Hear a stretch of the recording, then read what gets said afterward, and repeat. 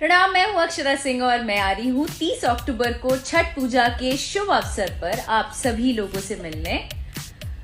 शाम वाले अर्घ पर नांगलोई, निहाल बिहार, दिल्ली, अनिल सिन्हा जी के मंच पर। तो आप सभी का स्वागत है, आप लोग भी आना मत भूलिएगा। See you all there, love you all. शाम 7 बजे से कार्यक्रम की शुरुआत होगी। मैं धन्यवाद करती हूँ पूर्व विधायक मनोज शौकीन जी का एंड डॉक्टर दीपक यादव जी का, जो मुझे आमंत्रित कर रहे हैं। सी यू ऑल देयर। प्रणाम, मैं हूँ अक्षरा सिंह और मैं आ रही हूँ 30 अक्टूबर को छठ पूजा के शुभ अवसर पर आप सभी लोगों से मिलने।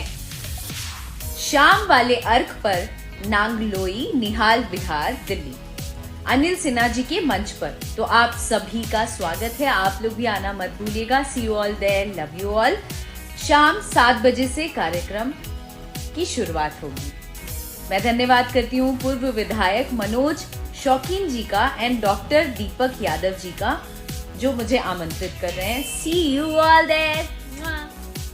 तो बोले गाइस, अगर वीडियो पसंद आई तो please like and share comment जरूर कीजिएगा। और हाँ, इस